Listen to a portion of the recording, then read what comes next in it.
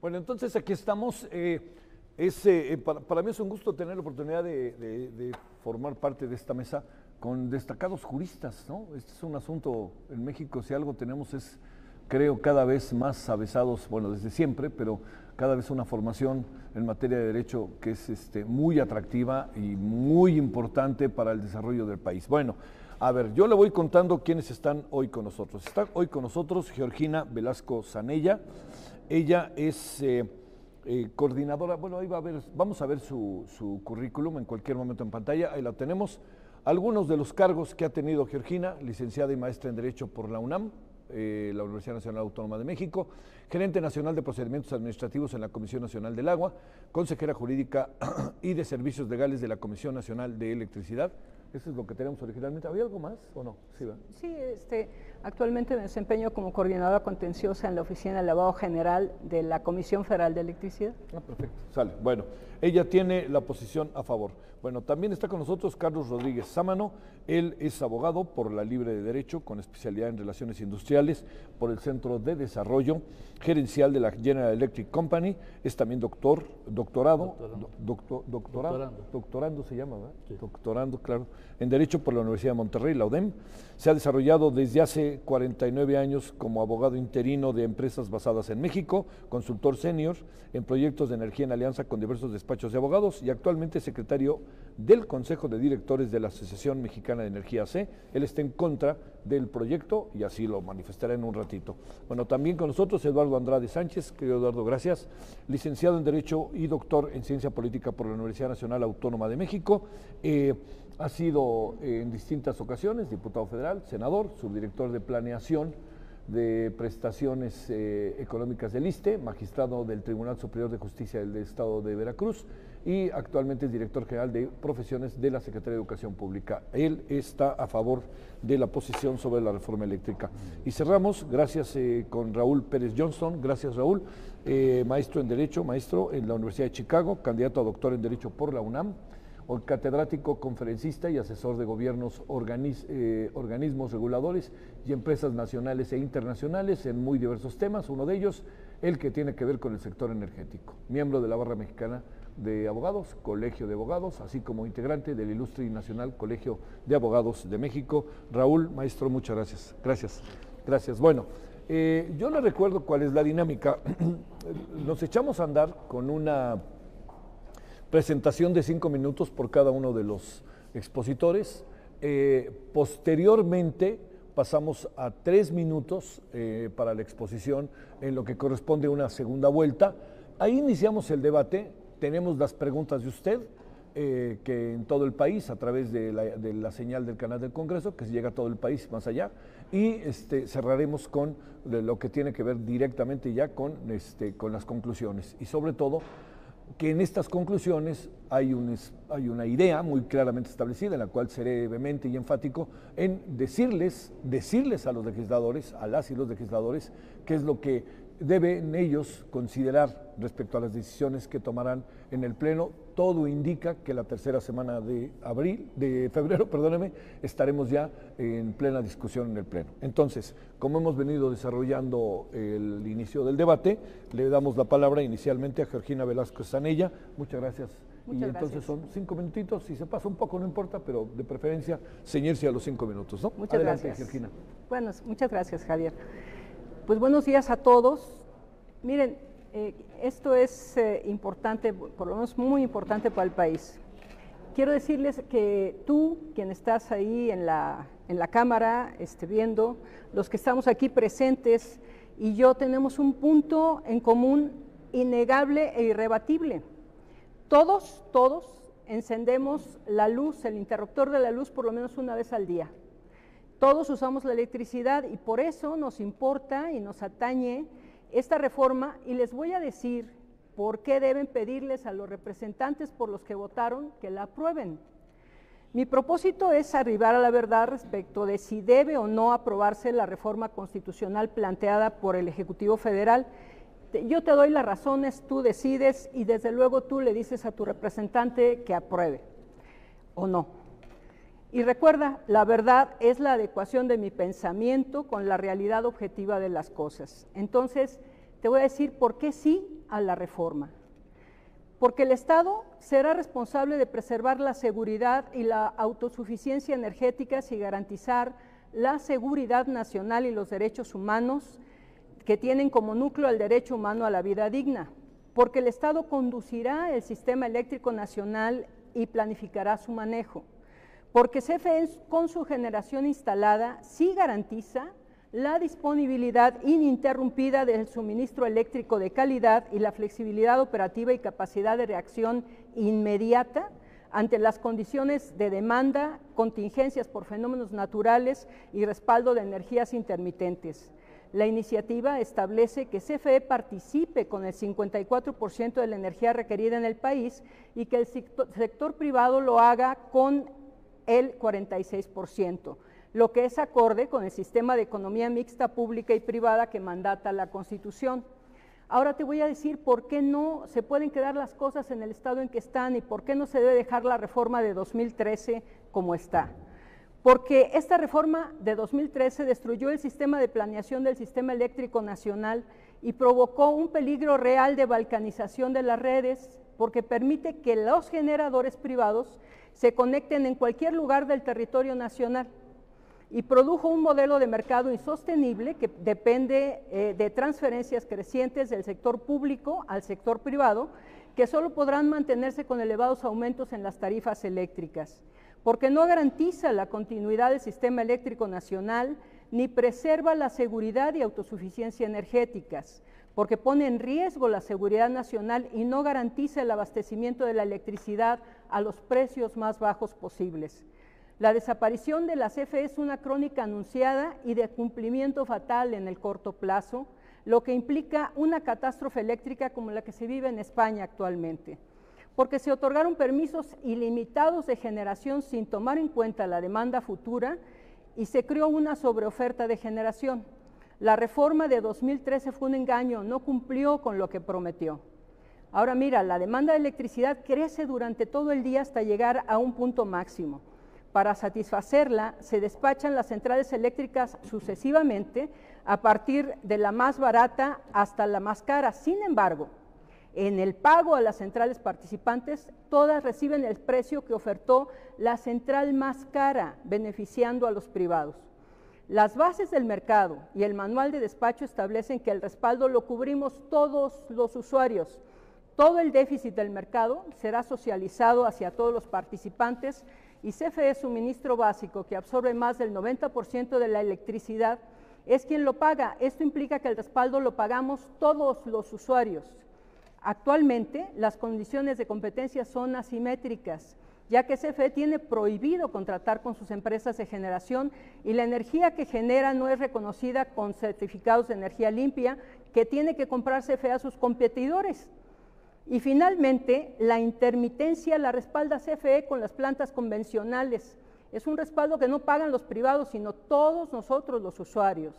No hay que olvidar que las empresas que se dicen de energía limpia no generan electricidad todo el día. Y como CFE con sus plantas tiene que respaldar, es decir, honrar, cumplir con la entrega de energía, tiene que entrar al relevo del déficit de energía eólica y fotovoltaica.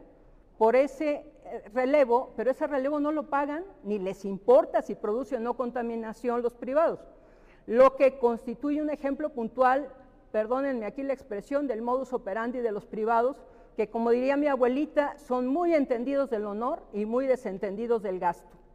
Y sobre todo, pues porque ya es hora de dejar de permitir que este país, nuestro país, siga siendo despojado de su riqueza para entregarla en manos de personas y corporaciones cuyo incentivo, valor y propósito es el lucro y no la persona y mucho menos los mexicanos. Gracias. Muchas gracias. Gracias, Georgina. Muchas gracias. Bueno, a continuación, posición en contra respecto a la propuesta de la reforma eléctrica. Está Carlos Rodríguez Samano. Carlos, adelante. Gracias. Sí, bueno, traigo una presentación, bien, si la pueden poner en pantalla, en la siguiente diapositiva, por favor. Nosotros queremos felicitar a los presentes por fomentar estos espacios de debate jurídico y técnico y agradecer la oportunidad para participar en este Parlamento abierto. Como representante de la Asociación Mexicana de Energía, hablo hoy en nombre de las empresas generadoras privadas de mayor capacidad instalada operando en México. La siguiente, por favor. La Asociación Mexicana de Energía es una agrupación que reúne a 17 empresas privadas de generación de electricidad. Cuenta la asociación con 20 años de estar presente en México y nuestros asociados de igual manera con una trayectoria de varias décadas y lustros en México. La siguiente, por favor. Las empresas privadas de generación eléctrica en México tenemos una contribución social importante, ya que en ellas no solo participan mujeres y hombres con un alto compromiso en México, sino que además generamos empleos de alto nivel de especialización, dejando una contribución social importante en las comunidades donde operamos. La siguiente. En 20 años hemos contribuido a fortalecer el sistema eléctrico nacional al generar energía confiable, competitiva y limpia, en línea con las opciones que ha brindado la tecnología y que demanda la sociedad.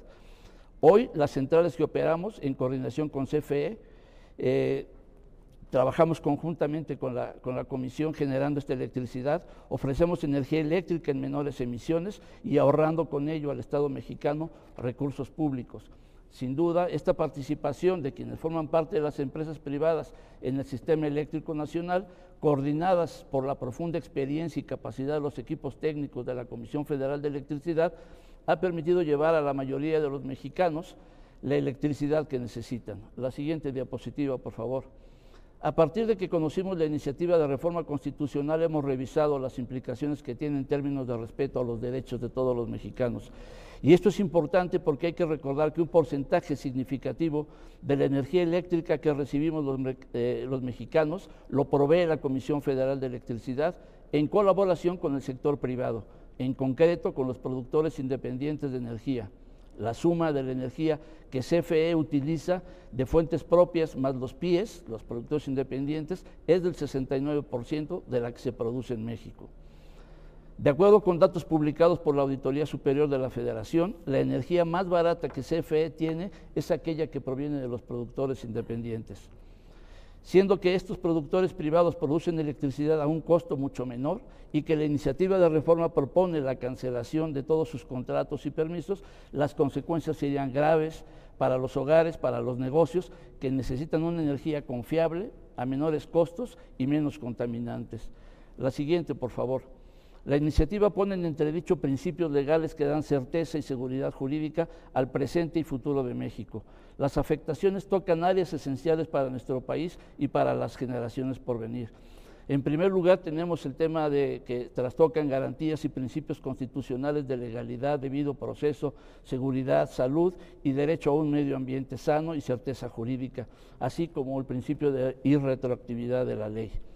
Se habla de la cancelación de permisos de generación, discrecionalidad otorgada a la Comisión para definir cuándo, cómo y qué se adquirirá de los particulares, de los privados, la energía que se genere, y sin que medie o sin que se prevea la instrumentación de un procedimiento legal para llevarla a cabo.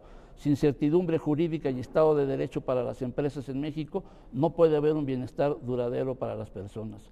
La iniciativa no solo afecta a los generadores privados, sino que crea incertidumbre en cualquier inversión extranjera o nacional para mejorar la infraestructura o para la instalación de plantas productivas en México. Hay discrecionalidad que busca otorgarse vía la Constitución a la Comisión Federal de Electricidad. Y la siguiente diapositiva, en segundo lugar, pone en entredicho compromisos internacionales, yendo inclusive en contra de tratados internacionales y tratados de protección a la inversión. Y en tercer lugar, afecta, en la siguiente diapositiva, por favor, a los derechos humanos reconocidos por la propia Constitución bajo los principios de progresividad y convencionalidad. En el cuarto lugar, también se pone en entredicho el tema de la libre competencia consagrada en la Constitución bajo el concepto de fortalecer a la Comisión Federal de Electricidad. Se desaparece a través de reformas legales a sus competidores y a los reguladores autónomos, como la Comisión Reguladora de Energía y la Comisión Nacional de Hidrocarburos, como árbitros independientes en este sector. La siguiente diapositiva. México camina hacia un mejor futuro y requiere satisfacer la demanda por la energía más limpia, más competitiva y más confiable.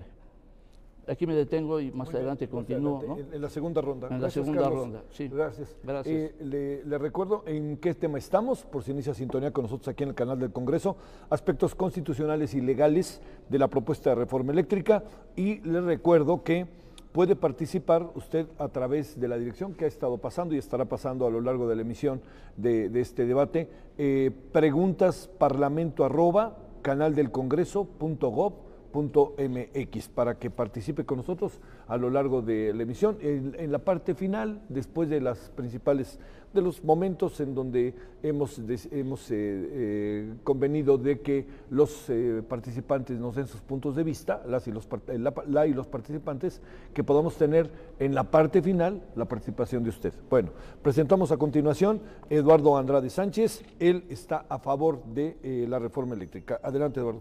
Muchas gracias. Me da mucho gusto estar aquí contigo en esta mesa y con todos los demás compañeros.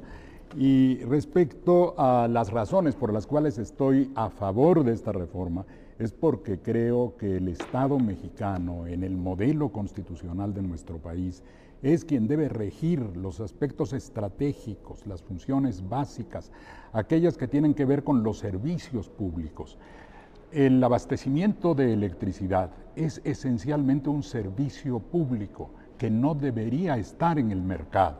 Aquí hay una diferencia fundamental entre dos visiones constitucionales, la que se inclina por el individualismo, el fundamentalismo del mercado, el privilegio de la ganancia individual, y la que pretende proteger a la sociedad, crear las condiciones de un beneficio general y poner en primer término el interés colectivo que está representado precisamente por el Estado, que es nuestra organización política diseñada para construir las mejores condiciones que requiera el bienestar del país.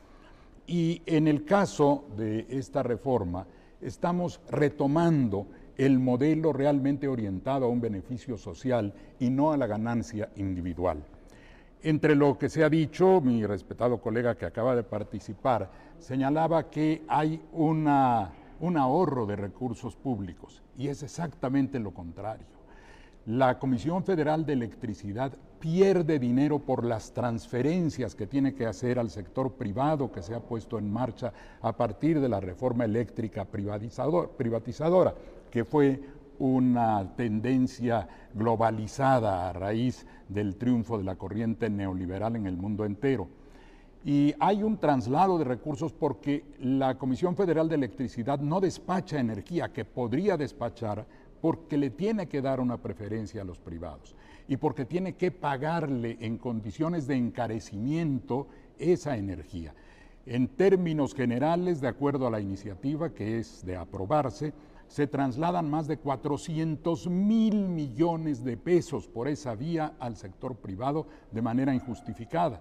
Además, existen estos certificados de energía limpia, que yo he llamado en alguno de mis artículos que parecen más certificados de estafa limpia, porque no se permite, en primer lugar, que la Comisión Federal de Electricidad reciba esos certificados cuando está emitiendo el 55% de la energía limpia a través de sus plantas hidroeléctricas. Por otro lado, se dice que así se cubriría mejor la demanda nacional. No es verdad. Ya la Comisión Federal de Electricidad cubría prácticamente el 100% con un gran esfuerzo del Estado mexicano. Que la energía es más barata, falso, lo acaba de decir mi colega representante de la Comisión Federal de Electricidad. Es increíble que se pague el monto más caro de los generadores privados, y lo dice la Comisión Reguladora de Energía, lo pueden ustedes consultar en su página. La regla, que no es una regla de mercado competitivo, porque no compiten realmente entre sí, es más bien un cártel desde el punto de vista económico, porque hay un acuerdo de los proveedores para fijar los precios. El ejemplo que pone la Comisión Reguladora de Energía: si un proveedor de energía eólica, por ejemplo, de las energías renovables denominadas limpias, ofrece su megawatt hora a $1, se dice, ese es el más barato, a ver, que entre primero a despachar. Muy bien, El segundo, que puede entrar a la red, porque tiene que usarse toda la red, ya instalada, por cierto, con el esfuerzo del Estado mexicano, el segundo generador la ofrece a 7. Ah, muy bien, pues eso le está ofreciendo a 7, que suba sus 150 megawatts a la red. El tercero, que va a ofrecer 50, los últimos que se necesitan en ese momento para la demanda de energía, lo ofrece a 40. Saben que al que lo ofreció a 1, se le pagan los 40 del último proveedor. Eso es una competencia. ¿Con qué bases? Si de verdad se quisiera aprovechar más barata la energía, al que la ofrece a 1, pues se le compra a 1. ¿Cómo se puede explicar que a quien le ofreció a 1 se le paguen 40? Eso es totalmente contrario a la idea de libre competencia y contrario al interés de los propios consumidores. No se trata de un mercado, porque no son enchiladas. La electricidad no se vende en las calles. La electricidad requiere un gran esfuerzo unificado de toda la red del país, que por cierto es aprovechada ventajosamente también por esos intereses privados. Por esos motivos es preferible que el Estado reasuma la rectoría del sector eléctrico. Gracias. Eduardo. Bueno, cerramos esta primera ronda. Raúl Pérez Johnston, le recuerdo, aspectos constitucionales y legales de la propuesta de reforma eléctrica. Es la mesa de debate este día en Parlamento Abierto sobre la reforma eléctrica. Adelante, Raúl, maestro. Muchas gracias, Javier, nuevamente de estar contigo y de poder compartir aquí con colegas, amigos de muchos años también en este foro. A mí me parece que la discusión en torno a esta reforma energética también tiene que ver con los impactos que va a generar. Y me refiero en este sentido a que, en primer lugar, me parece que la rectoría del Estado en materia económico-eléctrica nunca ha estado comprometida. Se habla mucho del precio de las tarifas, de las condiciones de competencia, pero todo eso es un tema que puede ser perfectamente regulado en la ley secundaria o incluso a través de regulación por parte de la Comisión Reguladora de Energía y de los demás reguladores que actúan en el mercado eléctrico, incluyendo el Centro Nacional de Control Energético, ¿no?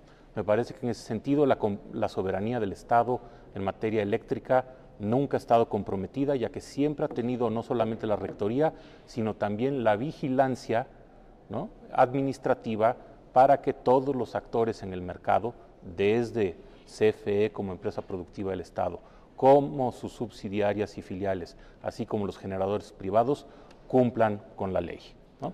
Entonces, me parece que este cambio repentino, constitucional, que podría considerarse abrupto, puede llegar a generar más daños que beneficios en la manera en la que se está planteando. Nadie está en contra de discutir ajustes al sector energético que puedan beneficiar a la sociedad. Nadie está en contra de poder mejorar las condiciones de la Comisión Federal de Electricidad, subsidiarias y filiales, para que tenga una mejor situación financiera, para que también tenga un mejor régimen fiscal que le pueda dar sustentabilidad al momento de poder actuar como uno de los principales actores en lo que es, como bien lo dijo mi colega Eduardo Andrade, un servicio público. Nadie está negando esa parte. Me parece, sin embargo, que el simple hecho de poder pensar que una reforma constitucional por una supermayoría parlamentaria puede justificar la afectación de derechos sin evaluar los costos, me parece que hoy en día, en el siglo XXI, tampoco es sostenible.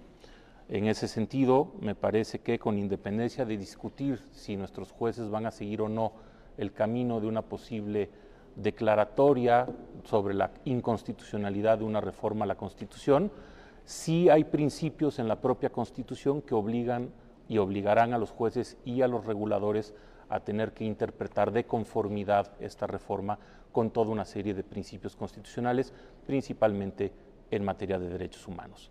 En ese sentido, tenemos el principio de progresividad que evita la regresividad de condiciones previamente establecidas, la cláusula de no retroactividad, el derecho al medio ambiente sano, el derecho a la salud, el derecho al agua, el derecho a un mínimo vital, que se verían impactados por esta reforma. Se habla mucho, por ejemplo, de la generación limpia de energía por parte de la CFE a través de las plantas o de las centrales hidroeléctricas. pero nadie piensa, por ejemplo, el agua que se tiene que desperdiciar para echar a andar las turbinas, que eso puede impactar también negativamente a la salud y el derecho al agua de los mexicanos, ¿no? Entonces, me parece que en toda esta discusión tenemos también que analizar un costo-beneficio desde la perspectiva de hacia dónde queremos ir como país y si vale la pena que con esta reforma podamos estar elevando a través de la priorización de la generación de energía eléctrica a través de plantas que hoy en día no generan energía limpia, la salud de los mexicanos, el medio ambiente, el cambio climático y sobre todo la posibilidad de afectar derechos que ya se generaron, que están adquiridos por parte del sector privado, que ya está operando desde la reforma de 2013, lo cual va a inevitablemente generar millonarias indemnizaciones por parte del Estado mexicano y una necesidad de que el erario público tenga que pagar por esta reforma. Me parece que hacia adelante podemos caminar hacia una reforma energética con mayor eficiencia, que mantenga la rectoría del Estado en el sector, pero que no necesariamente tenga que afectar ni tampoco tenga que borrar los derechos adquiridos en el sector privado. Muchas gracias. Gracias, Raúl. Bueno, pasamos a la segunda ronda. La segunda ronda, ya se escucharon que esto es lo más importante, por supuesto que empiezan las referencias, si ustedes lo consideran, y echémonos a andar con la segunda ronda y pasaremos inmediatamente a las preguntas del público. Entonces empezamos de nuevo contigo, Georgina, 3 minutitos. Gracias. Yo quisiera clarificar algo de lo que dijo el licenciado Raúl Pérez Johnson, porque es muy importante hacer notar lo siguiente. En efecto, el echar a andar las plantas genera contaminación, pero se echan a andar cuando hay que respaldar la intermitencia. Cuando hay que respaldar la intermitencia es necesario echar a andar las plantas y esas plantas que son generalmente de ciclo combinado son, dices Raúl, que provocan contaminación. Sin embargo, el problema no está en que las plantas se echen a andar, el problema está en que hay nodos en los cuales hay una gran concentración de generadores y esos generadores tienen el problema de que llega un momento en el que simplemente se salen porque no tienen la continuidad necesaria, porque son energías renovables, energías limpias, fotovoltaicas o eólicas. Y en ese momento, en esos nodos, se supersatura de contaminantes la atmósfera. ¿Pero por qué? Porque quien tiene que hacer el respaldo somos nosotros, con nuestras plantas. No podemos permitir, y está así en los códigos de red y demás, no podemos permitir que haya apagones, entonces tenemos que entrar al relevo. Y en esos momentos es que se puede saturar, pues sí, porque hay necesidad de subir a la red todo el respaldo necesario para esas energías limpias, entre comillas. Ese es uno de los problemas importantes con esta circunstancia. Gracias. Sale, adelante. Sí, ¿Me permites un segunditito nada más? Sí, claro. ¿Quieres decir algo, Raúl? No, me espero a mi ronda. Adelante, Carlos. Sí, puedes continuar con la presentación, por favor, para acabar de enunciar este mensaje. En la siguiente diapositiva en la que me había quedado, lo que queremos manifestar es que México está caminando hacia un futuro que requiere satisfacer la demanda por la energía más limpia, más competitiva y más confiable. En esta línea, México requiere la participación de todos los que actualmente alimentamos el sistema eléctrico nacional. ¿Sí? Partamos del acuerdo. O sea, debemos de tener un sistema eléctrico nacional sólido, minimizando los riesgos de que en un mundo globalizado tiene sobre la seguridad y la soberanía energética. Pero también, seamos honestos, esto no se resuelve con vulnerar el Estado de Derecho y tampoco con otorgar discrecionalidad a la Comisión Federal de Electricidad en las decisiones. En la siguiente diapositiva, por favor. Construyamos juntos el presente. Las empresas que integran la Asociación Mexicana de Energía han formado en sus líneas a expertos y expertas de décadas de experiencia nacional e internacional. Además, nuevos ingenieros egresan y se incorporan en el sector privado a las filas de las empresas privadas de generación. Asimismo, vemos una participación más activa de mujeres en el sector eléctrico y en los altos cargos de estas empresas. La siguiente, por favor. En la Asociación Mexicana de Energía sabemos que el futuro y el bienestar está ligado a la generación sustentable de energía eléctrica. Las previsiones de electrificación y los compromisos de las empresas de todos los giros a nivel global así lo demuestran. El Estado mexicano ha establecido compromisos de largo plazo en términos comerciales y económicos que contribuyen al desarrollo de nuestro país. Realizar modificaciones constitucionales que desincentiven las inversiones futuras, poniendo en riesgo las ya realizadas hasta la fecha, con actos carentes de neutralidad y violatorios de la libre concurrencia, representa un riesgo para el cumplimiento de los objetivos que nos hemos establecido como país y del anhelado desarrollo económico. Sabemos que el constituyente permanente, el representante de todo el pueblo de México, debe velar porque cualquier reforma a nuestra Carta Magna respete las garantías y principios constitucionales. No debemos utilizar la Constitución para cancelar contratos, revocar permisos, ni para dañar el medio ambiente, ni para resolver problemas técnicos que corresponde resolver en las leyes y en la regulación secundaria. La siguiente, el sector eléctrico no tiene que ser un fin en sí mismo, sino un facilitador del desarrollo económico. La pregunta que debemos hacernos no es solo cómo fortalecemos a la Comisión Federal de Electricidad, sino cómo vamos a fortalecer a México a través de la generación eléctrica, garantizando la sustentabilidad del sistema eléctrico nacional. Nos agradecemos mucho que se nos convoque y se nos oiga en este foro. Llevamos más de 20 años realizando inversiones en infraestructura eléctrica con apego a las normas dictadas por el Estado mexicano. Trabajamos en completa coordinación con la Comisión Federal de Electricidad bajo reglas de los reguladores, como la Comisión Reguladora de Energía y el SENACE y la Secretaría de Energía. Siempre hemos actuado conforme a la ley. Hemos respetado y seguiremos respetando lo que ordene la Constitución y las leyes que de ella emanen. Pero queremos advertir el riesgo que representa realizar cambios drásticos en el sector que seguro necesitan mejoras, pero que para ello se tiene que hacerlo coordinadamente y no violentar el Estado de Derecho de los participantes. Las mejoras que requiere México serán aquellas que logren movilizar recursos que requiere el sistema eléctrico nacional para crecer y convertirnos en un sistema confiable, limpio y de bajo costo. Y nada más por último, nada más un comentario a que hace la maestra Georgina, o sea, en el sentido de que el hecho del despacho de las centrales y que tienen que entrar cuando está ordenado por el SENACE, o sea, no es que los privados de motu propio digan y salgo a la red, ¿no? O sea, y la distribución de todo el sistema a través de todos los nodos está regulado a través del SENACE, que es el ordenador y el gestor del sistema eléctrico nacional. Vamos a esa aclaración.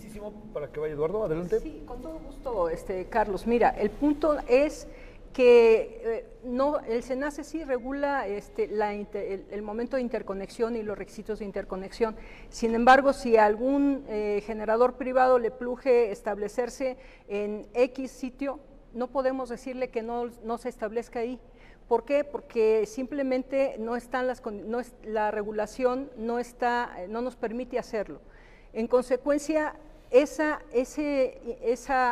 acceso indiscriminado que está bien, pero que no regula ni planifica la distribución de los generadores en toda la República Mexicana, genera estos puntos de concentración indeseables. Y eso es justamente lo que nosotros estamos peleando. Oigan, déjenos planificar, porque nosotros que administramos el sistema eléctrico nacional, desde luego tenemos la necesidad de que no existan sobrecargas, ni accidentes, ni una serie de cuestiones que nos pueden generar apagones a nivel nacional. Es muy importante eso, esa es la razón.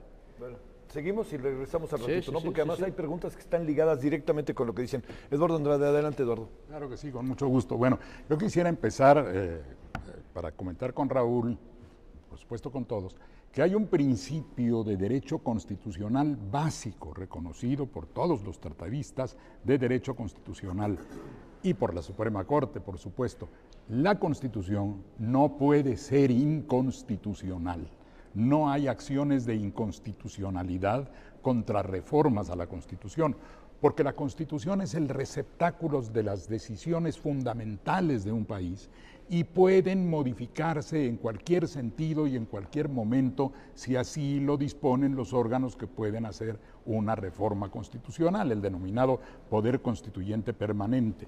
No se violenta ningún derecho adquirido porque la Constitución tiene incluso la posibilidad de actuar hacia el pasado. La Constitución prohíbe la irretroactividad de la ley. No se puede aplicar retroactivamente la ley en perjuicio de persona alguna. Pero la Constitución puede establecer procedimientos que modifiquen algunas situaciones que existían antes. Si no, no se hubiera podido realizar la expropiación de la industria petrolera, no se hubiera podido hacer la nacionalización de la industria eléctrica. Es más, no se hubiera podido reformar la Constitución para privar a las grandes empresas públicas de México de sus derechos. También Pemex tenía derechos exclusivos adquiridos en la Constitución de la República, y la CFE también tenía esos derechos adquiridos, y se afectaron con reformas constitucionales que privatizaron esos sectores. Ahora se trata de volver a colocar las cosas en su lugar, que el Estado ejerza las funciones que tiene que ejercer, y eso garantiza el Estado de Derecho, no lo vulnera, al contrario, el Estado de Derecho se finca en lo que dice la Constitución. Y si la Constitución coloca una nueva norma que le da la exclusividad, que ni siquiera es la exclusividad, ojalá en algún momento se le diera la exclusividad total otra vez a una empresa que requiere estar totalmente integrada. Pero ya se han dado pasos en el sentido que permitió al sector privado participar en esta actividad, que ni siquiera, como dije, es un mercado, porque no hay libre competencia. Y suponiendo, ¿cómo va a haber libre competencia si a todos se les va a pagar lo mismo y lo más caro? Pero suponiendo que la hubiera, tampoco los compromisos internacionales presentan una objeción válida. Los tratados, todos tienen cláusulas de salida. El tratado con Estados Unidos y Canadá señala claramente que el Estado mexicano se reserva el derecho de hacer las modificaciones a su Constitución y a las leyes que requiera para beneficio del país. Hay reservas respecto a que las reglas de competencia pueden ser modificadas en razón de los intereses nacionales. Hay reservas que dicen también claramente que el Estado mexicano puede disponer en determinadas condiciones la reserva de casos, la exclusión de algunas actividades del mercado de competencia. De manera que estos argumentos no son válidos. La Constitución puede modificarse y debe modificarse en el sentido que permita la realización de una actividad que debe efectuarse por una empresa, por una gran empresa que ya lo era. Pero claro, el modelo consistía en partirla en pedazos para que supuestamente compitiera con los privados, pero en realidad le está cediendo recursos públicos. Esas son las razones por las que creo que debe hacerse esta reforma, porque además no hay ningún impedimento jurídico ni constitucional para hacerla. Adelante, Raúl. Muchas gracias. Eduardo, ahora sí que respetando tu postura y tu visión sobre el constitucionalismo, tengo que expresar que pues, obviamente pensar como lo hicieron muchos juristas bajo esos mismos criterios fue lo que originó los grandes atropellos de Auschwitz y Buchenwald en el siglo pasado, ¿no? Un órgano revisor a la Constitución sin límites puede atropellar derechos, y eso me parece que en el siglo XXI no es aceptable. Nadie está diciendo que no tenemos que reformar el sector energético, pero me parece que todas y cada una de las cuestiones que se han planteado incluso en esta mesa y en foros anteriores son atendibles a través de regulación secundaria sin necesidad de afectar derechos constitucionales. Me parece que la rectoría del sector, tomando en cuenta eficiencia energética, eficiencia económica de la producción de la electricidad e incluso cuidando el medio ambiente, de ninguna manera es incompatible con los objetivos que se están buscando con esta reforma, ¿no? Me parece en ese sentido también que, por ejemplo, la propia reforma plantea la necesidad eventualmente de generar toda esa regulación que se está buscando evitar hoy en día. ¿Cómo vamos a garantizar la participación del 54% de la CFE y del 46% privado con un SENACE integrado a la Comisión Federal de Electricidad sin que la CENER genere regulación asimétrica para evitar las posibles variaciones que pueda haber en el despacho de la energía? Digo, habrá que verlo. Me parece que esto no genera las soluciones mágicas que de repente nos están planteando que propone, ¿no? Y que el paso de esta reforma, incluso de ser aprobada en sus términos, va a generar toda una serie de complicaciones y de retos, tanto en materia de legislación secundaria como de regulación, ¿no? No estamos nosotros tampoco propugnando que los jueces cambien su criterio en cuanto a la inconstitucionalidad de reformas constitucionales. Simplemente dijimos que con independencia de si se sigue o no ese camino, tendrá que venir por parte de los jueces y los reguladores una interpretación conforme. Y esa interpretación conforme no solamente va a tomar en cuenta de manera aislada los artículos 25, 27 y 28 de la Constitución, sino que también va a tener que armonizarlas con los derechos humanos y las demás disposiciones de la Constitución, el federalismo también en materia económica y también las disposiciones de tratados internacionales, porque nuestro sistema de derechos humanos es universal, interdependiente, indivisible y sobre todo progresivo. Muchas gracias. Bueno, supongo que como dicen ustedes, o como decías en tus tiempos de legislador, por alusiones personales. Venga, a ver, Eduardo. Muy rápidamente, no. Raúl, mira, convendrás conmigo que la Constitución, una vez que se reforma, es la base del Estado de Derecho y que esas reformas no pueden ser inconstitucionales formalmente hablando. Y me parece un exceso realmente traer a colación los campos de concentración, porque hablamos de los límites jurídicos de la Constitución. Esto lo han tratado con Carl Schmitt, Kelsen, en fin, puedo citar muchos autores, pero la cuestión es que pueden existir condiciones fácticas, sociológicas, politológicas, económicas, que establezcan una posible limitación a la voluntad del constituyente. En ese caso, será la realidad política la que defina el contenido de la Constitución. Y aquí es justamente de lo que se trata, de que la realidad política de México, cuyo abasto de electricidad se ha visto afectado con la privatización, porque no hay confiabilidad ni siquiera en el despacho. Si se va a quedar el 54% en la Comisión Federal de Electricidad, eso permitirá que se regule, no es un problema de discrecionalidad, sino de eficiencia y de utilidad, para que se coloque la llegada de la energía de los privados en un punto de ingreso al sistema que no lo desestabilice. Y esa es la función que debe ejercer la Comisión. Perdón. Bueno, a ver, damos una ronda rapidísima, porque sé que hay algunos otros que están como brincando. Sí, quedaron ahí, pero los vamos rápido. Lo digo sobre todo porque hay la verdad que hay una gran cantidad de preguntas que generalmente hemos tenido siempre un número, pero ahora como que subió. A lo mejor sus colegas abogados, colegas ellas y ellos están viéndonos y están poniéndolos a prueba. A ver, entonces empezamos una ronda rápida en función sobre todo de lo que ustedes mismos ya están debatiendo. Sí, gracias. Raúl, nada más una cosa, fíjate que lo que se ha podido hacer se ha hecho ya, Cuando llegamos a CFE, créeme, nos encontramos con acciones deliberadamente propuestas a la terminación, al final de CFE. Por ejemplo, las generadoras, la asignación de de activos fijos a cada generadora era totalmente errática. Tenías una generadora que tenía su centro de atención en Monterrey, por ejemplo, y sus activos estaban en Chiapas.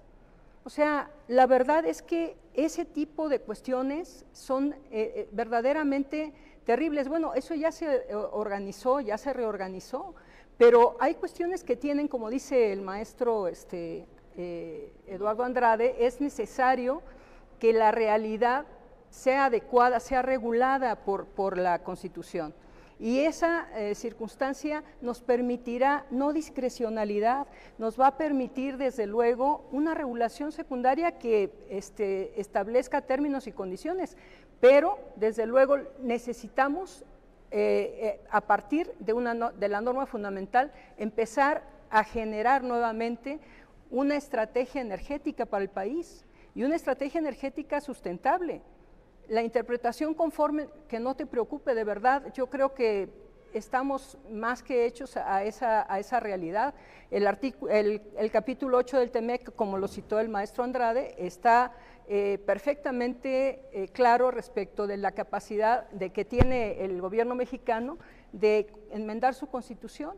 Entonces no hay, creo, ese problema. Creo que estamos generando un problema más que otra cosa por posiciones políticas, por desconfianza, y porque no estamos dentro del esquema. De verdad, estar dentro de la CFE, me consta, te hace aprender muchísimo de electricidad.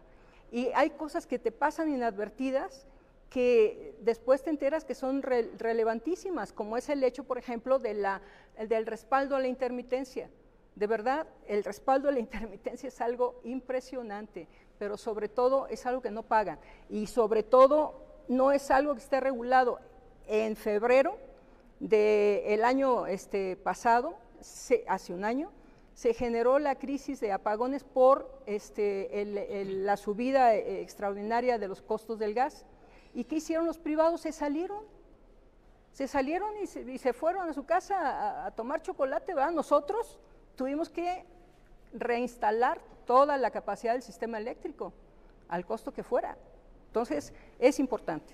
¿Se salieron? No, precisamente es algo que yo iba a abordar otro tema, pero ahorita que lo menciona la maestra Velasco, precisamente con se habla mucho de este evento climático. Del 28 de diciembre, ¿no? En el que se dice que los privados no intervinieron, que salieron, ¿no?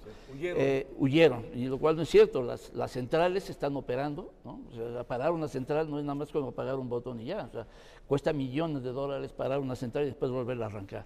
Entonces, las centrales no paran porque sí, están reguladas, están gestionadas y redirigidas por el SENACE.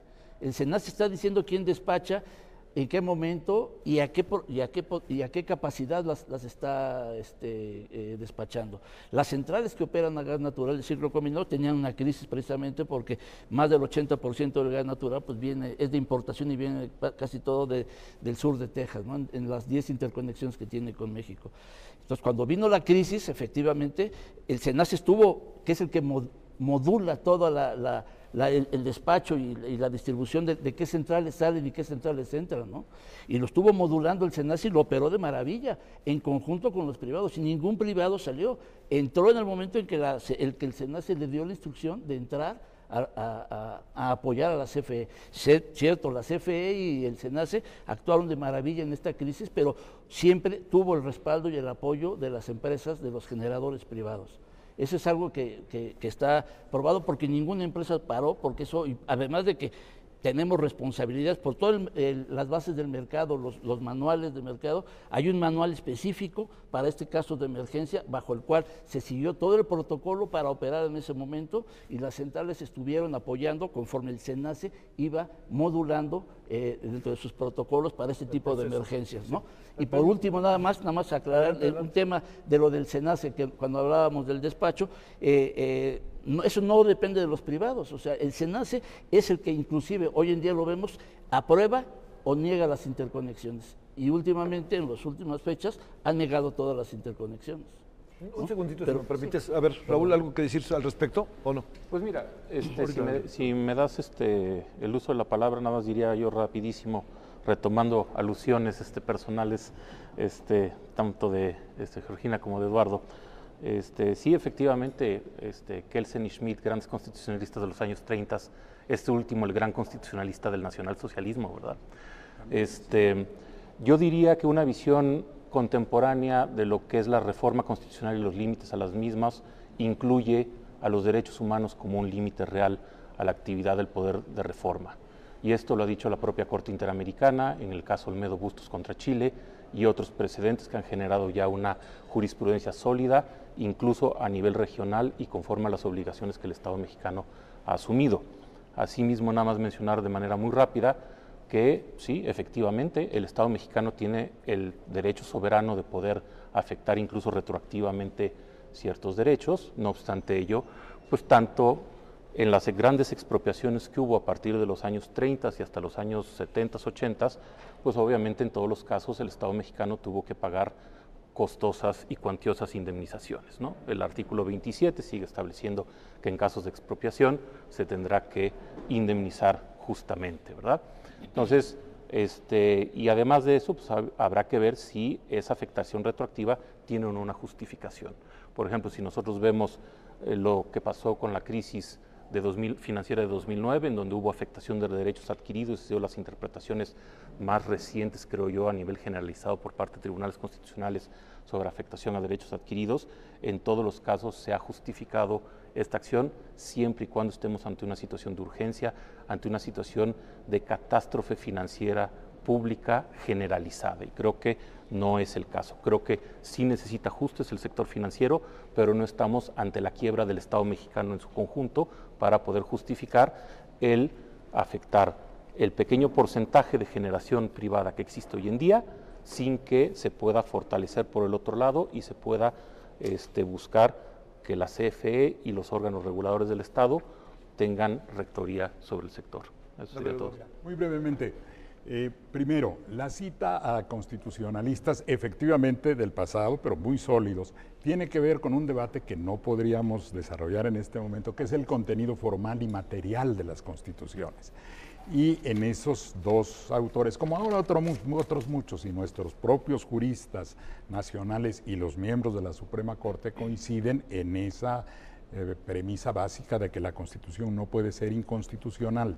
Ahora bien, si se afecta algún derecho, yo coincido contigo, si hay que hacer alguna indemnización, se tendrá que hacer. Si un contrato se anula porque han violado las bases del contrato, entonces el Estado puede hacerlo unilateralmente. Pero también habrá recurrencia a órganos jurisdiccionales y lo que se decida ahí habrá que cumplirlo. Pero lo importante también aquí es ver cuál es el costo, en todo caso, de la cobertura de esos derechos y lo que el Estado gana con volver a controlar en beneficio general a la industria eléctrica. A largo plazo, si pensamos en que el proyecto privatizador efectivamente quería desmontar a la CFE, sustituirla todo con generadores privados y de ese modo llegar al ideal del fundamentalismo del mercado, entonces el costo que pueda tener la reconversión hacia el sistema bajo control del Estado está más que justificado. De modo que el proceso de cambio lo que debe llevar es a revertir una circunstancia que ha perjudicado económicamente al Estado mexicano. Y algo brevísimo que me parece muy importante, las referencias a los derechos humanos, entiendo por qué las haces, Raúl, porque eventualmente los derechos establecidos en la Constitución pueden ser alegados por individuos, por personas o por personas morales, por empresas. Pero aquí no podemos confundir lo que son derechos económicos individualizados que buscan el lucro con los derechos humanos en general.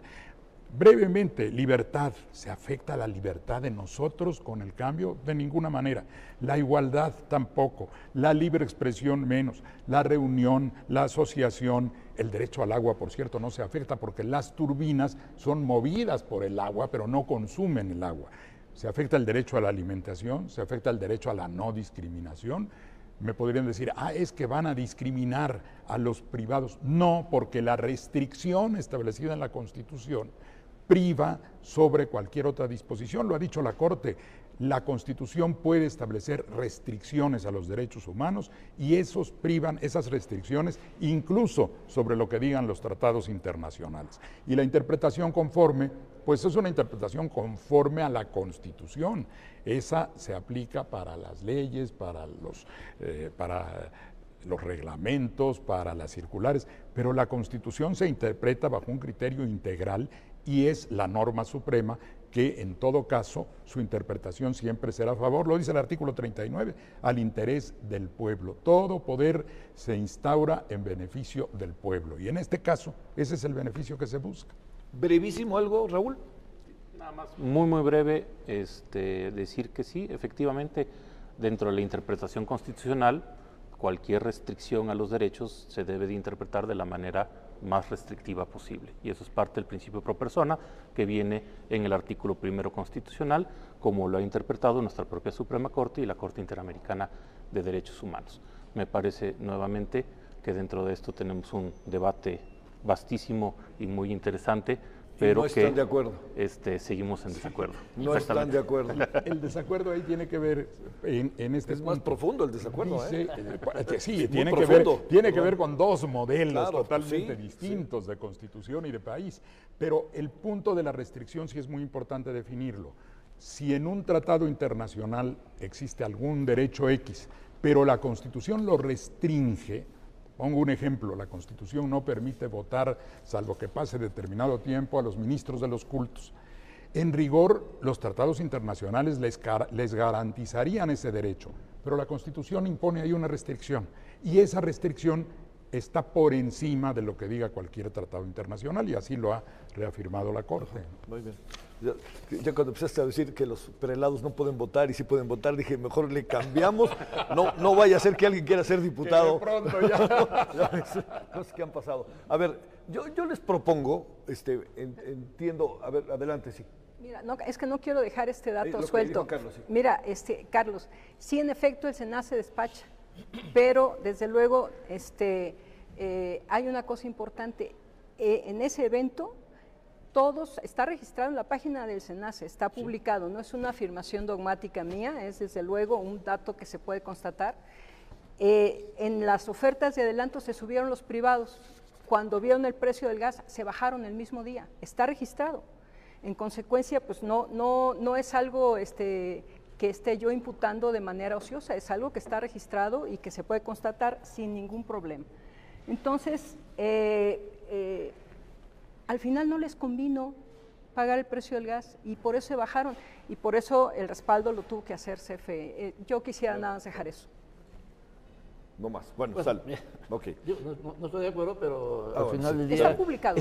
Hay una página, el SENACE tiene su página y hay una serie de ligas en donde puedes acceder a toda esa información y ahí se puede verificar exactamente qué fue lo que sucedió. Pero está diciendo que está sucediendo que ustedes hicieron un lado. No, o sea, está en la página, o sea, se puede verificar. Bueno, a ver. Quisiera agregar brevísimo sobre ese punto, que precisamente porque el Estado mexicano rige el sistema, porque existe una empresa del tamaño de la CFE, porque el SENACE pudo hacer frente a esta circunstancia gracias a la presencia mayoritaria de la CFE y al control de la transmisión. En Estados Unidos, en Texas, hubo gente que se murió de frío por esa crisis. Bueno, y lo que hemos visto ahora en España y incluso en Francia. Y lo que vemos en España. Sí, en Francia. Sí. Bueno, a ver, yo les propongo que le entremos a las preguntas y luego regresaremos a lo que ustedes están planteando. A ver, va una, me dicen quien la quiera contestar, algunas van dirigidas específicamente a alguno de ustedes. ¿Es posible, esta no va dirigida a nadie, es general?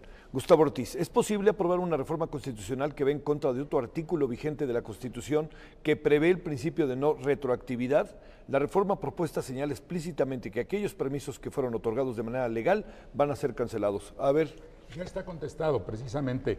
La Constitución, hemos dicho, no puede ser inconstitucional. Estuvo Raúl también de acuerdo conmigo, que incluso puede operar retroactivamente, porque, por ejemplo, las haciendas del Porfiriato no se hubieran podido repartir si no se hubiera establecido en el artículo 27 la propiedad originaria de la nación sobre tierras y aguas. Había derechos adquiridos que se afectaron porque la voluntad popular estableció eso en la Constitución. El artículo, si lo leen con cuidado, el artículo 14, dice que no se podrá aplicar retroactivamente la ley. Y la ley ahí se entiende como leyes derivadas, secundarias, no la Constitución. No se podrá aplicar retroactivamente la ley en perjuicio de persona alguna. Pero incluso aquí hay un beneficio popular, que es lo que se está buscando. Esta interpretación sería en el sentido de que si hay una acción retroactiva, que habría que determinar porque el 46% que van a mantener en el sector privado, ahí se va a quedar y van a poder seguir haciendo su actividad y no necesariamente se les van a quitar los contratos. Ahora, si algunos contratos están violando la ley, si son simulados, que si en vez de ser una asociación de autoabasto es una competencia desleal con la CFE para convertirse en distribuidor de energía por abajo del agua, pues esos contratos podrán ser anulados porque estarían violando el sentido de la ley. Pero ya se vería en el momento, eso se discutirá entre los jueces. Voy a leer 3 preguntas para que nos den sus opiniones, si les parece, quien quiera participar. Una, Dado los que tiene que ver algo con lo que se estaba discutiendo ahorita aquí respecto a derechos, dado los diversos valores y decisiones políticas fundamentales que conviven en la Constitución mexicana como libertad e igualdad, libre mercado y regulación para evitar concentraciones, en su calidad de juristas, ¿cómo propondrían la convivencia armónica de la competencia económica y de la soberanía energética? Segundo, ¿por qué reformar la Constitución? ¿La legislación reglamentaria no es suficiente para regular el mercado eléctrico? Y tercera, ¿por qué todos los ponentes que han participado en el Parlamento abierto están en contra? Pregunto si así fuera, se modifiquen los artículos 25, 27 y 28. A ver, ahí están 3 preguntas. ¿Quién empieza?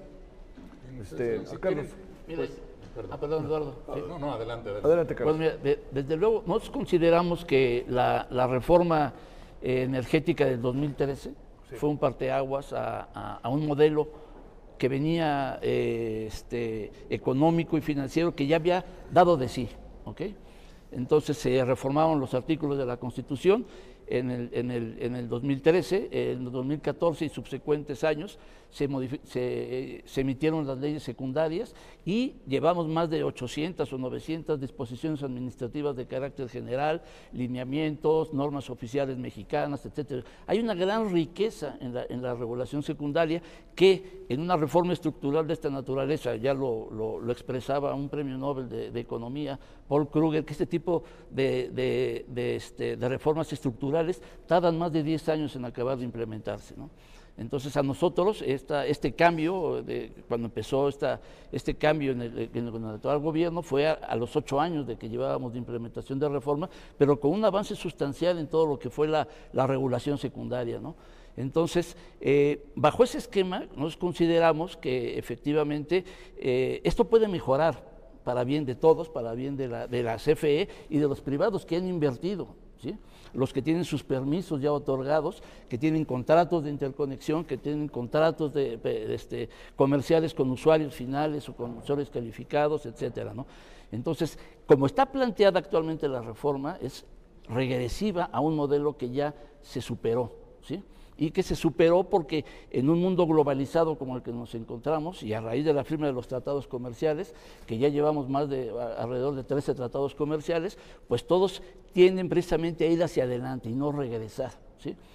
Haciendo un comentario con lo que mencionó hace rato el doctor Andrade, en el sentido de que la soberanía que tiene el gobierno de México para poder modificar su constitución efectivamente lo tiene, ¿no? Pero también dentro de este marco constitucional, el artículo 133 de la Constitución establece que es la Constitución y los tratados suscritos por México. Y en esos tratados suscritos por México, efectivamente, como lo menciona el doctor Andrade, pues hay sus reservas y una serie de disposiciones, pero también hay un principio que se maneja en este tipo de tratados, que es el principio de Ratchet, según el cual tú puedes modificar tu Constitución porque eres soberano para modificar tus leyes, pero no puedes ir hacia atrás.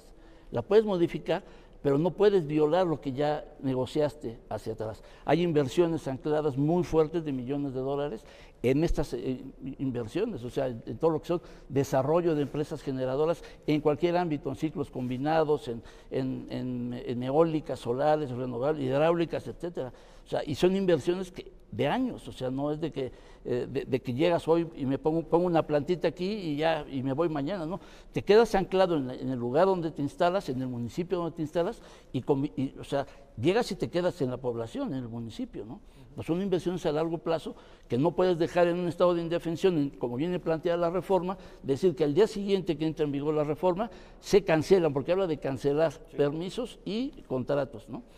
No, o sea, hay un procedimiento legal de 14 y 16 constitucionales en donde pues tendrán que iniciar un procedimiento para no cancelar, sino para revocar el permiso, pero con causa justificada. Si hay una violación, bueno, pues entonces se tendría que seguir un procedimiento, ¿sí? Pero no puedes de un tajo en una reforma constitucional tal como está planteada su letra, que el día de mañana entra en vigor mañana y se cancelan automáticamente, ¿no? A ver, Cristina, ibas a decir ahí algo. Ahorita, sí, por supuesto. La cláusula Ratchet al que alude Carlos, nosotros la conoceríamos como la cláusula Zipper, ¿no? En efecto, pero no estamos violentando este principio de ninguna manera.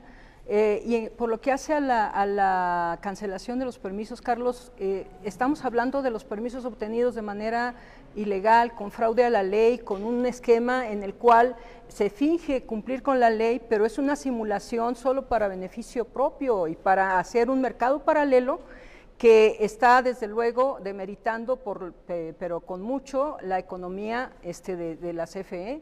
Entonces, desde luego, no, yo creo que ahí tenemos que a lo mejor volver a releer y hacer un tete-a-tete con una explicación tal vez más amplia, pero desde luego yo creo que estamos partiendo de supuestos nada más que son de interpretación. Y a mí me parece, se opone a la verdad es la adecuación de mi pensamiento con la realidad objetiva, nada más. Entonces, yo sí los invitaría a releer esto, no a suponer que, o a mí me parece que, por favor. Adelante, Eduardo. Sí. Mira, además, los tratados no pueden estar sobre la Constitución. Dice efectivamente el 133, esta Constitución, las leyes que de ella emanen y los tratados suscritos y que se suscriban conforme a ella. Es decir, los tratados tienen que estar conforme a la Constitución. Si la Constitución cambia, que es la norma suprema, y en algún momento se afecta el contenido de un tratado, hay varias soluciones. Unas están previstas en los tratados, esas cláusulas que permiten decir, en este caso, el Estado mexicano tuvo que hacer esto por tal razón, y puede ser materia hasta de una discusión en un panel internacional si se tuvo o no razón, y si hay alguna necesidad de cubrir una indemnización, el Estado lo puede hacer, y como digo, los costos serían de todas maneras mucho menores. De modo que no son estas cláusulas, que además esa cláusula es muy relativa, porque es como un principio general que está contradicho por lo que señalan los tratados en las partes de reservas y excepciones. Nadie puede atarse eternamente al contenido de un tratado. Y es más, hay otro principio general de derecho internacional, rebus sic stantibus. Mientras las condiciones sean las mismas y las condiciones cambian, pues se puede también cambiar el tratado. ¿Por qué es importante cambiar la Constitución? Precisamente para dar certeza, para que el Estado mexicano tenga la certeza de que mantiene el manejo, el control de un área estratégica que se puede y se debe definir en la Constitución y no dejarlo a interpretaciones secundarias. Y ya le deja también un espacio al sector privado, de manera que la legislación secundaria irá haciendo las adecuaciones, pero lo importante es que sí se reforme la Constitución por el Estado de Derecho, por la certeza jurídica y por la protección del interés nacional. Bueno, eso también respondería, pregunto, si se decidiera no reformar la Constitución y solo impulsar una reforma de las leyes secundarias en materia eléctrica, ¿las partes podrían interponer recursos legales contra la legislación secundaria? Creo que de alguna otra manera se ha respondido.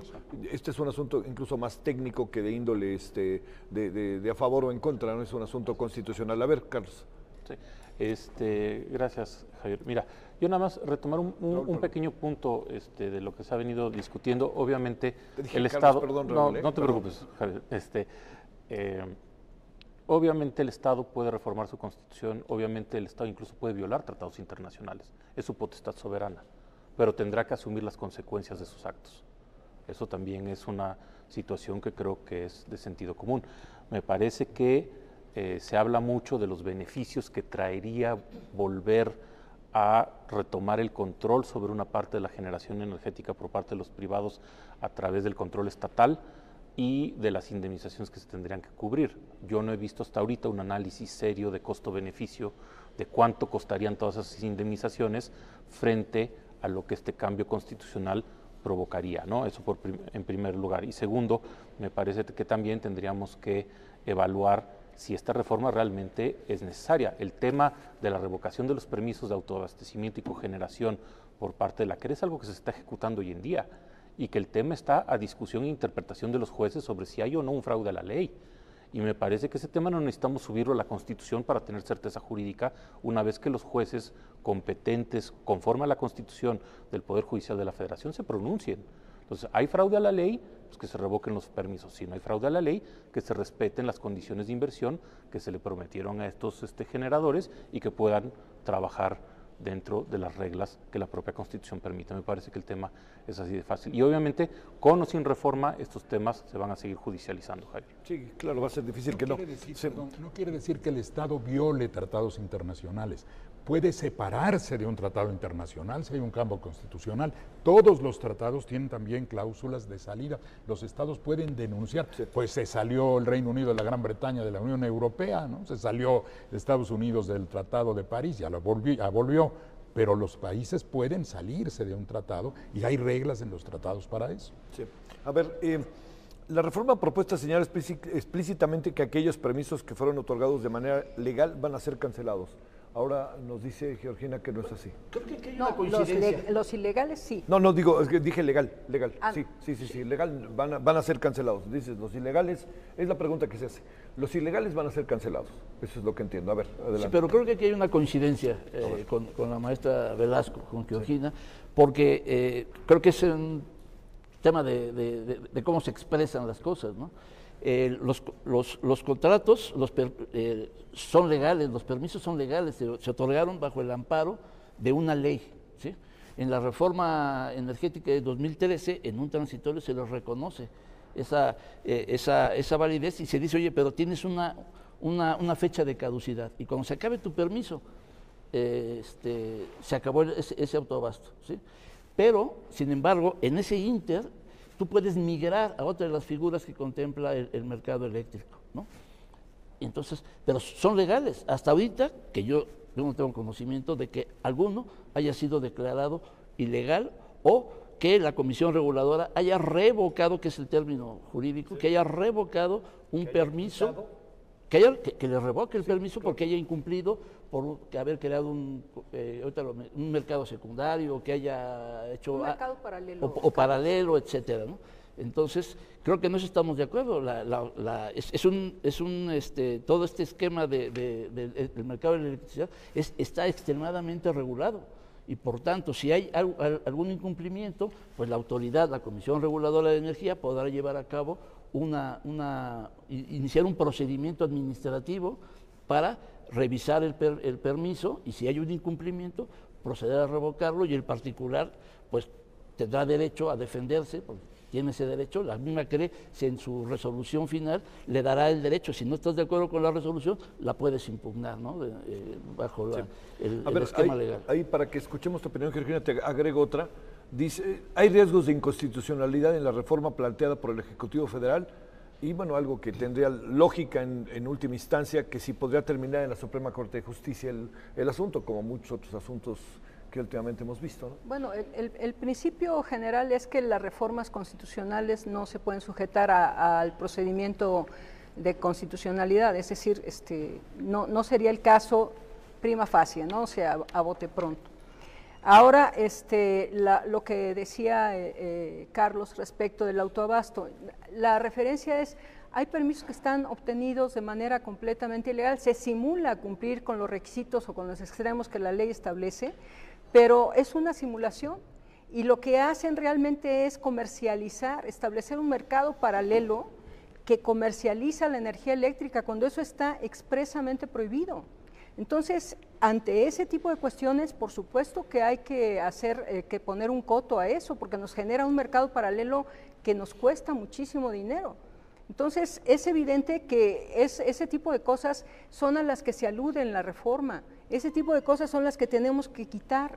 Queremos piso parejo, no podemos continuar con una reforma que generó asimetrías tan profundas dentro del mercado y asimetrías tan profundas dentro de la legalidad, que aparentemente todo es legal, pero Carlos, la legalidad extrema no necesariamente es justicia, ¿no? Ni es derecho, o sea, esa es la realidad. Vamos en ese sentido y rápidamente para contestar a la maestra, es que no puedes lanzar una reforma argumentando ilegalidad, incumplimiento, fraude a la ley, si esto no está demostrado. Si todos estos permisos y contratos, que además no se los dan los particulares per se, sino que son gestionados ante el órgano regulador, los contratos de interconexión son acordados con el SENACE, ¿no? Y, o sea, no es algo en donde el particular ponga sobre la mesa y quiera pasar por encima de la ley, ¿no? Entonces, a mí lo que se me hace que una reforma pueda ir en esa línea de iniciar una reforma constitucional argumentando ilegalidades, fraude a la ley, etcétera, que no ha sido declarado por ninguna autoridad, por ningún tribunal, ¿no? Entonces, yo creo que el punto de conciencia sería eso, que se debe de respetar el Estado de Derecho y darle si la reforma se va a caminar, pues habría que trabajar en ese sentido para que con una técnica jurídica depurada se pueda preservar los derechos de aquellos que han invertido y que están apostándole al crecimiento del país, ¿no? Han anclado inversiones aquí millonarias y lo que se quiere es seguir trabajando en el país. O sea, pero ahí la propia iniciativa expone claramente dónde se han dado esas irregularidades, esa simulación, cómo se han transferido recursos del sector público al privado. Ahí viene toda la exposición, no la repetiré ahora, pero está muy bien argumentada. Y lo de la inversión, Carlos, gran parte de esa inversión salió de los propios bancos de desarrollo mexicanos, de las Afores, del ahorro de los trabajadores. Ni siquiera vino todo el dinero de España o de donde vinieran las empresas extranjeras.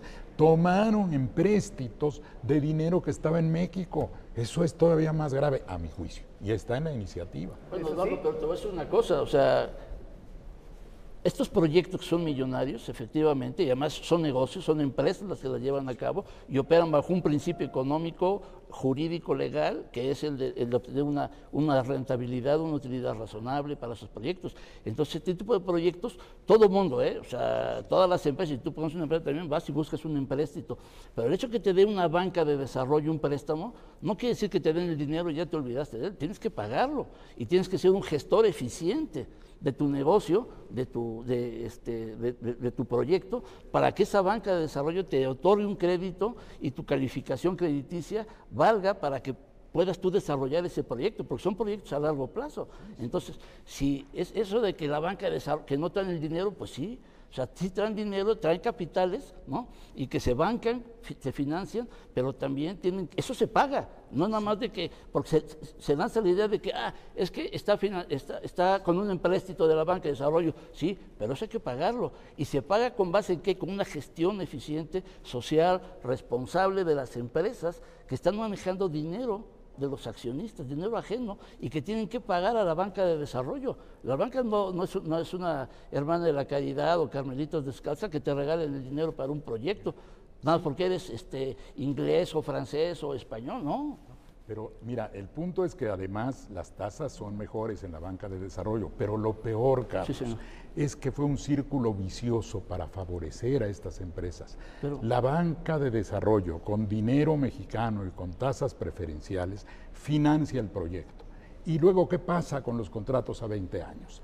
Que se compromete el Estado mexicano a comprar al precio de hoy durante 20 años. Eso no es ni libre competencia ni libre mercado, es atar al Estado a pagar una cantidad y lo peor, se compromete a que va a recibir, o mejor dicho, a que reciba o no reciba la energía, se la va a pagar de todos modos. Oye, así yo pongo una empresa, si me aseguran que me van a comprar mi producto durante 20 años a un precio que me va a permitir ganar el dinero y con eso le voy a pagar a la banca de desarrollo, es el negocio redondo en perjuicio del Estado mexicano. Pero eso no es inventado por los particulares, es decir, es un modelo universal. Permíteme nada más una cosa, o sea, todos los que en este negocio llegaron a México a desarrollar todo este mercado eléctrico a donde entran generadores, ¿sí? Operaron a base de licitaciones, entraron a base de licitaciones internacionales que convocó el gobierno mexicano, ¿no? Y en donde las bases las puso el gobierno, la Comisión Federal de Electricidad, y los que quisieron entrarle y que tenían experiencia y capacidad para montar una central, por ejemplo, de ciclo combinado y experiencia a operar una central a gas natural, pues tuvieron que acreditar su experiencia, ¿sí? Y su capacidad para gestionar este tipo de empresas, ¿no? Y presentar un modelo económico que al final del día fue el que a los que entraron a las licitaciones se le otorgó al que presentó las mejores condiciones para ello, claro. ¿Sí? Pero, y te puedo hablar que eso se hace en energía y se hace en infraestructura carretera, portuaria, etcétera. Y ese tipo de cuestiones son legales, no van en contra de los países, porque lo que un país lo que requiere es precisamente esa infraestructura, ¿no?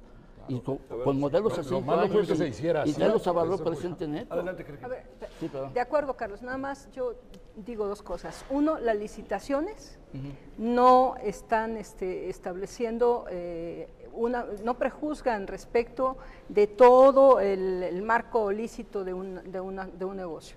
El mero hecho son un mecanismo, es una herramienta para adjudicar un contrato. Pero también hay una cosa que es importante, y es el hecho de que esto que tú estás diciendo de esa adecuación de los privados y los particulares a las reglas que se establecieron dentro de la reforma energética, eso es justamente contra lo que estamos, contra esa reforma energética que ha permitido ese estado de cosas. Ese es el punto. No queremos ya un marco constitucional y legislativo que siga permitiendo este tipo de cuestiones que son perjudiciales y lesivas para el Estado mexicano.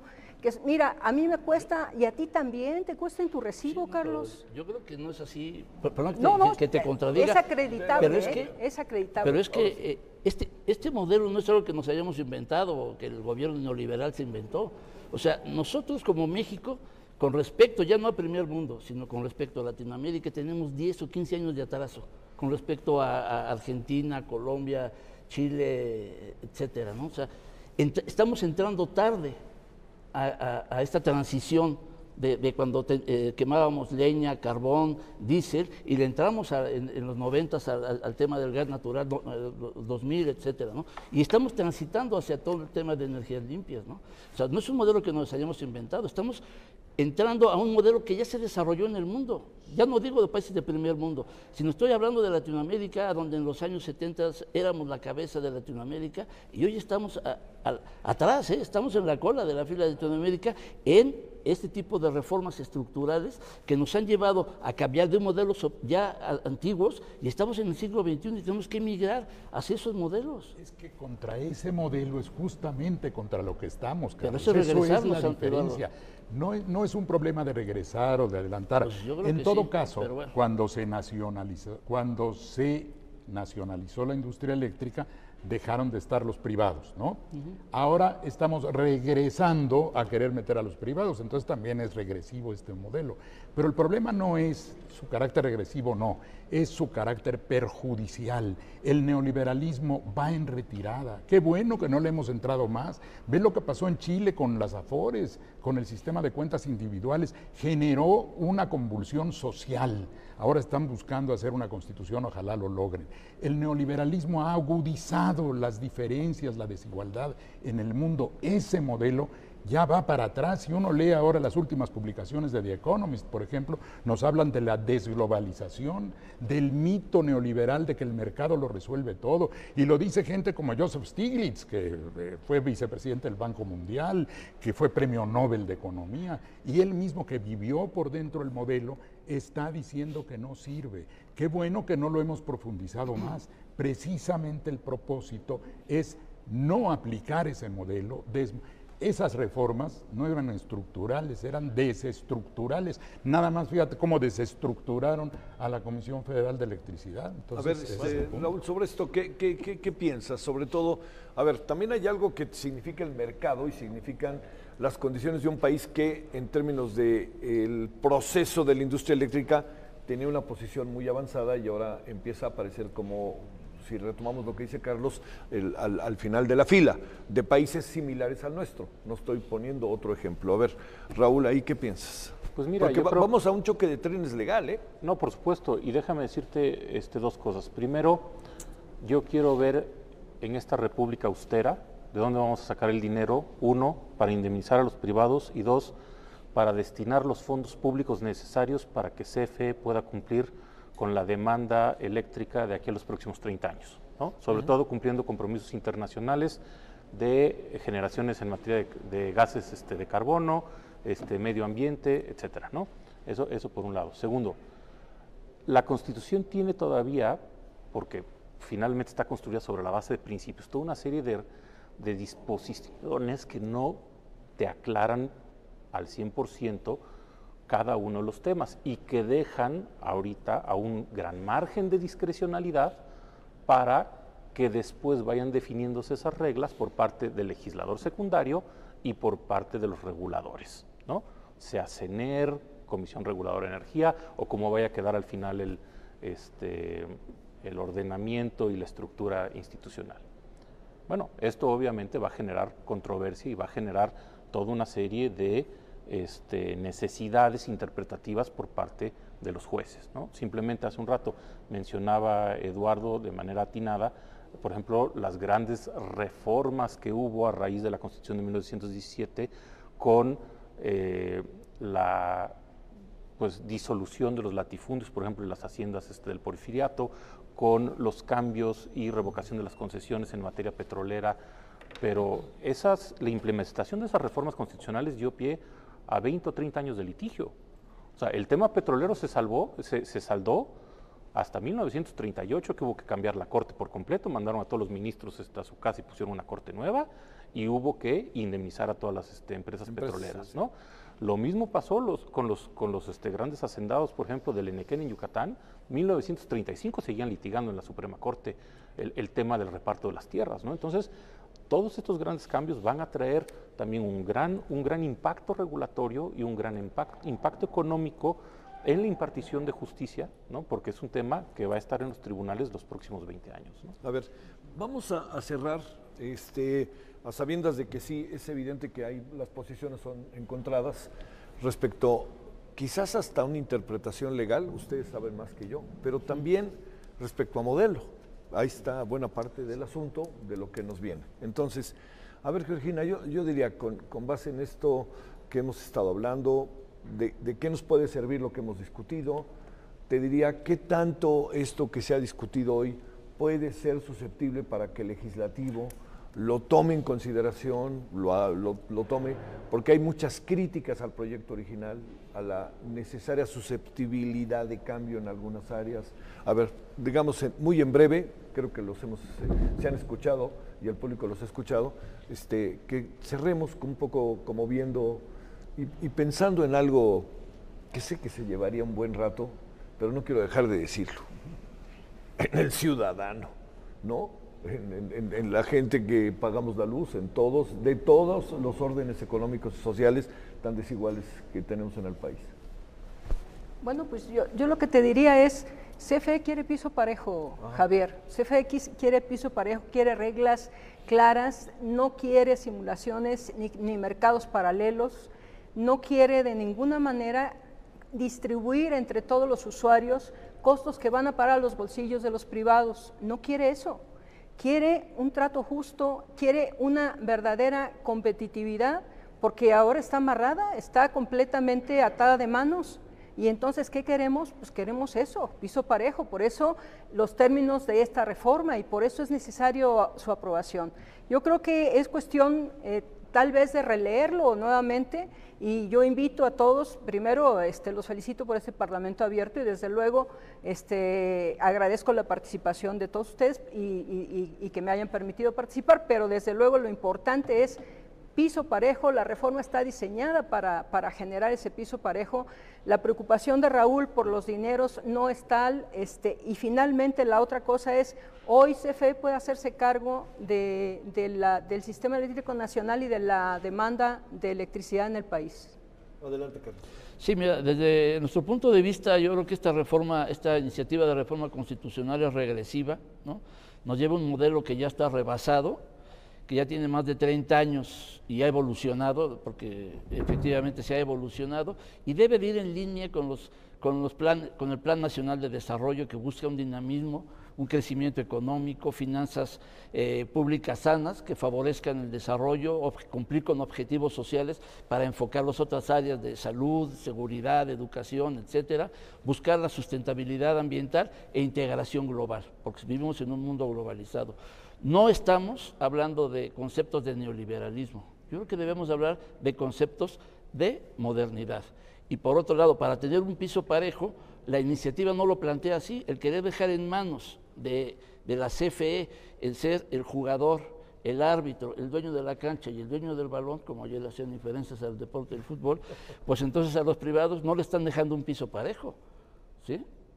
Entonces, creo que el piso parejo precisamente se puede trabajar. Nosotros no estamos en contra de que las leyes se reformen o se modifiquen, al contrario, pero creemos que no es necesaria una reforma constitucional, que se deben trabajar las leyes secundarias, toda la normatividad, te digo, hay más de 800 disposiciones administrativas de carácter general, lineamientos, normas, etcétera, que se pueden trabajar para precisamente ir en busca de lo que comenta la maestra Velasco, tener un piso parejo, ¿no? Adelante, Eduardo.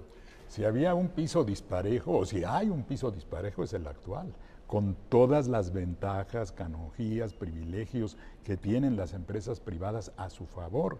Esto de que tengan garantizado su ingreso por tantos años, los certificados de energía limpia, que no son otra cosa que subsidios disfrazados, que además ni siquiera la CFE los puede usar en sus plantas hidroeléctricas, es darle, de hecho, un título de crédito, de dinero, que puede negociar en el mercado la empresa privada. ¿Y con quién la negocia? Con la CFE, que está obligada a comprarla. Bueno, así, vaya, si hay un piso disparejo es ahora. Que lo demás, suponiendo que efectivamente se favorezca la posición de la CFE, qué bueno que así sea, porque el Estado debe tener la posición rectora. Y si queda una parte de iniciativa privada que va a quedar y que no tiene por qué demandar, si de todas maneras va a tener satisfechas sus pretensiones, pues qué bien que se haga así. Es un modelo de economía mixta que no está superado, es el mejor modelo. Nada más hay que comparar cómo operaba México con su economía mixta, con sus grandes empresas del Estado, con Pemex, con CFE, que pudo electrificar a todo el país sin necesidad de inversión privada. Mira, yo fui legislador, tú me decías, ¿qué le podemos decir a los legisladores? Que trabajen en favor del país. Yo fui legislador, y no me dejarán mentir quienes fueron mis compañeros, fui uno de los más fervientes opositores a la reforma que pretendía el presidente Zedillo, justo para privatizar la electricidad. Un grupo de senadores logramos detenerlo. Por eso yo sigo pensando igual, y creo que lo que los legisladores deben pensar es en el futuro del país. Revisen, nada más revisen con calma la iniciativa.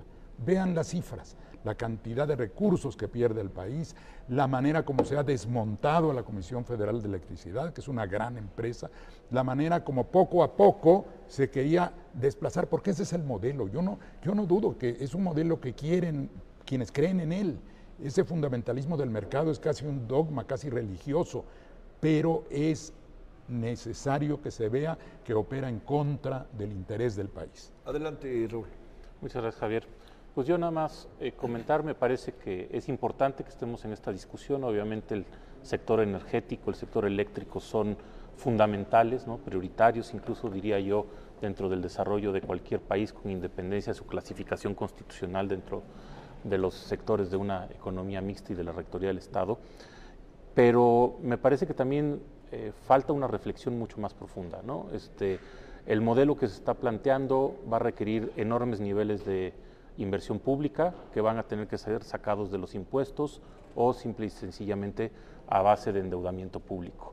Y yo lo que instaría a los legisladores es que actuemos responsablemente, que actuemos por México, que actuemos en beneficio de las familias mexicanas y que estemos seguros que no nos va a salir más caro el caldo que las albóndigas. Muchas gracias. Bueno, Raúl, muchas gracias. Eduardo, gracias. Gracias, Carlos. Gracias. Georgina, muchas gracias. Por supuesto que muchas gracias a usted. Hoy hemos discutido sobre un asunto que, o sea, es que todos los asuntos ahora revisando siempre que termina la emisión, yo digo, es que este es el bueno, no, es que este también es el muy bueno. Es un asunto integral, es un todo. Y el tema del derecho va a ser fundamental, fundamental, porque ahí se va seguramente a hacer muchas cosas. En la aprobación, en su caso, como dicen, ¿no?, de la reforma, el otro gran asunto que yo digo, los que se van a volver locas y locos, son los que van a hacer las leyes secundarias, ¿no? Que eso va a ser un trabajo, pero brutal, y ahí va a pasar el derecho de todas, los aspectos legales, etcétera. Fueron aspectos constitucionales y legales de la propuesta de reforma eléctrica, aquí a través del canal del Congreso. Esto forma parte de lo que ustedes vean a nuestras espaldas, que es el Parlamento abierto para discutir en un ánimo de escucharnos en este país sobre un asunto que yo insisto que es transgeneracional. Lo que se decida hoy va a repercutir en el país y en generaciones. créame, un buen rato de tiempo, mucho tiempo. Por lo menos la idea es esa, para crear condiciones diferentes. Como aquí se dijo, para que todos estos proyectos acaben de poder, diría yo, consolidarse, necesitamos tiempo. Y si no, estarlos cambiando cada 5 minutos, usted y yo sabemos que no tiene sentido. Bueno, gracias en nombre de todos y todas quienes hacen posible la emisión aquí a través del canal del Congreso. Pásela bien, nos vemos en la próxima. Adiós.